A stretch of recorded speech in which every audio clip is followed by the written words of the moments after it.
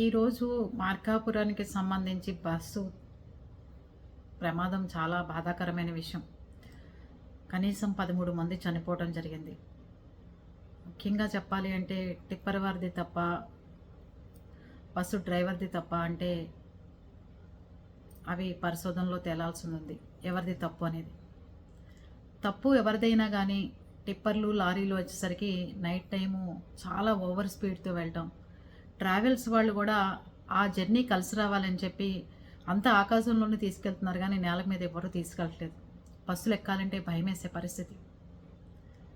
13 మంది ప్రాణాలు గాల్లో కలిసిపోవడమే కాకుండా ఒక తల్లి కొడుకు చెప్పాట, అమ్మ నువ్వు దూకేసేయి, కిటికీలోంచి నేను తోసేస్తాను, నువ్వు దూకంగానే నేను దూకొచ్చేస్తానమ్మా అంటే ఆ తల్లి ఒప్పుకోకుండా, ముందు నువ్వు దూకు బిడ్డ, నువ్వు దూకంగానే వెంటనే నీ వెనకాల నేను దూకుతానంటే, నువ్వు దూకలేవమ్మా, నిన్ను ఎత్తాలి కదా, నేనే దూకుతాను, నువ్వే దూకమ్మా అని చెప్తే లేదు లేదు అని చెప్పి ముందు కొడుకుని తోసేసిందిట.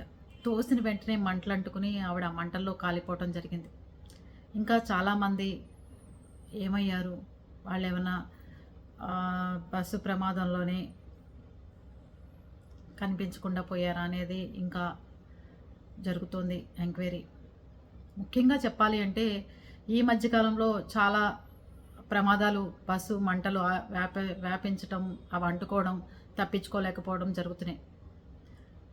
ఏ బస్సు అయినా ఇట్లాంటి ఫిట్నెస్ లేని బస్సులు రవాణా శాఖ అధికారులకు కనుక దృష్టికి వచ్చినప్పుడు వాళ్ళు కేసులు రాద్దామన్నా, లేదంటే ముందు మీరు బస్సు దిగండి అమ్మా, ఈ బస్సు మీద మాకు ఎంక్వైరీ చేయాలి, మీరు బస్సు దిగిన తర్వాత ఈ బస్సు క్యాన్సిల్ చేస్తాం, మేము మీకు వేరే బస్సు పెడతాము అని అన్నారనమాట. దాంట్లోనే మొన్న మాకు తెలిసిన బంధువులు ఉంటే, కుదరదు, మేము ఇప్పుడు టికెట్లు చేయించుకున్నాం, రేపొద్దున ఆఫీస్ ఉంది, మేము మాత్రం ఈ బస్సు దిగం, మీకు ఏదన్నా ఉంటే రేపొద్దున రాసుకోండి, తిరిగి వస్తుంది కదా బస్సు, మేము మాత్రం దీంట్లోంచి దిగము అని చెప్పి పెద్ద పేచీ పెట్టారట బస్సులో ఉన్న వాళ్ళంతా. లేదమ్మా, మిమ్మల్ని ఆర్టీసీ బస్సు ఎక్కించి సురక్షితంగా పంపిస్తాము, దాంట్లో వెళ్ళండి అన్నారట. దాంట్లో ఉన్న వాళ్ళు కనీసం 40 మందిలో 30 మంది దాకా మేము బస్సు దిగేదే లేదు, మేము టికెట్లు కొనుక్కున్నాం, మీరు ముందేం చేస్తున్నారు, కేసులు రాసుకోకుండా ఏం చెందుతున్నారు, నేనైతే దిగనన్నారు.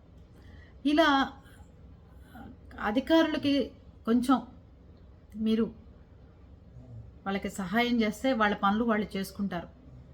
అంతేకాకుండా మీకెవరికైనా బస్సుల్లో ఇబ్బందులు కలిగిన, బస్సు ప్రమాదాలు ఉన్నప్పుడు ఆ స్టీరింగ్ ఆగిపోయినా, డ్రైవర్ మీ మాట వినకపోయినా, క్లీనర్లు మీ విషయంలో ర్యాష్గా ప్రవర్తించినా, లేదు అంటే బస్సు ఆగిపోయిన తర్వాత మళ్ళీ స్టార్ట్ అయ్యి చాలాసేపు తర్వాత జర్నీ డ్రైవర్ మొదలుపెట్టినా, తాగినట్టు అనుమానం ఉన్నా, ఏది ఉన్నా వెంటనే ఆన్లైన్లో రవాణా శాఖ అధికారుల నెంబర్లు ఉంటాయి, వెంటనే ఫోన్ చేయండి, లేదా పోలీసుల నెంబర్లు ఉంటాయి, వాళ్ళకి ఫోన్ చేసి చెప్పండి. అంతేగాని అది బాగోయిందని అతను చెప్తాడు, ఆ బస్ని ఎలాగోలాగా ఓనర్ దగ్గర చేర్చాలని, రోడ్డు మీదన్నా ఆగిపోయి దిగిపోయి అందరూ కలిసి మళ్ళీ ఏదన్నా మాట్లాడుకుని వెళ్ళండి తప్ప ఆన్లైన్లో బోల్డ్ ట్రావెల్స్ బస్సులు నెంబర్స్ ఉంటాయి మీకు, లేదంటే క్యాబుల నెంబర్లు ఉంటాయి, అన్నీ పెట్టుకోండి. లేదు అంటే ఆర్టీసీ బస్ ఎక్కి వెళ్ళొచ్చు, లేదా అధికారుల దృష్టికి తీసుకొచ్చి మాకు ఇట్లా డౌట్గా ఉంది సార్, ఇట్లా బస్సు ఇబ్బంది అయింది అని చెప్పి ఫోన్ చేయండి, అప్పుడు వాళ్ళు అందుబాటులోకి వస్తారు. ఈ స్టీరింగ్ పనిచేయని బస్సులు ఎక్కి బస్సు ఫిట్నెస్ లేకుండా ఎవరైనా కంప్లైంట్ పెట్టారంటే రవాణా శాఖ అధికారులకి మీరు వాళ్ళకి సహకరించకుండా ఇష్టారాజ్యంగా చేస్తే ప్రమాదాలు జరిగినప్పుడు అందరూ బాధపడాల్సిన పరిస్థితి. ఇప్పుడు చూడండి ఎంతమంది చనిపోయారు అనవసరంగా. ముఖ్యంగా ఇంకోటి చెప్పాలి అంటే ఈ మధ్యకాలంలో ఈ బస్సు ప్రమాదాలు జరుగుతున్నప్పుడు ఎక్కువ కర్టెన్స్, ఎక్కువ దుప్పట్లు, ఎక్కువ పిల్లోస్ లోపలుండి అవి కూడా అంటుకుని మనం నిద్రపోతుంటే మనకు అంటుకుని ఇవన్నీ జరుగుతున్నాయి. ఏ టైపు డోర్లోంచి మనం బయటకు వెళ్ళి తప్పించుకోవాలో కూడా మనం చూసుకోవట్లేదు. అది జరిగినప్పుడు 4 రోజులు అందరం మాట్లాడుకుంటున్నాం, అందరూ అధికారులు దాన్ని చెకింగ్ చేస్తున్నారు, అందరూ మళ్ళీ మొదటికి వస్తున్నారు, అందరూ మామూలు అయిపోతున్నారు. అంతే కదండి. 108కి ఫోన్ చేస్తే 20 సార్లు కూడా రెస్పాన్స్ రాలేదు అని చెప్తున్నారు పాపం.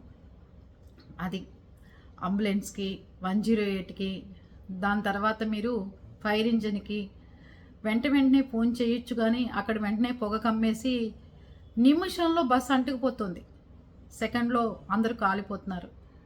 చాలా చాలా బాధ అనిపిస్తుంది. ఆ తల్లి కొడుకుని తోసేసి చనిపోవడం కూడా బాధ. చీరలు కట్టుకుని డ్రెస్సులు వేసుకుని అంత ఎత్తు నుంచి పైనుంచి దూకాలంటే ఆడవాళ్ళు ఎక్కువ మంది ఏజ్ ఉన్న వాళ్ళే ఉన్నారని కొంతమంది చెప్తున్నారు. ప్లీజ్ అండి, ఏమాత్రం బస్సులో ప్రాబ్లమ్స్ ఉన్నా, బస్సు బాగుండకపోయినా, బస్సు ఏదన్నా రిపేర్ వచ్చి అనుమానంగా అనిపించినా, బస్సు తాగి నడుపుతున్న డ్రైవర్లు మీకు ఫిట్నెస్ సరిగ్గా ఉందని మీకు ఏదైనా బస్సులో తేడా వచ్చినా అధికారులను సంప్రదించండి.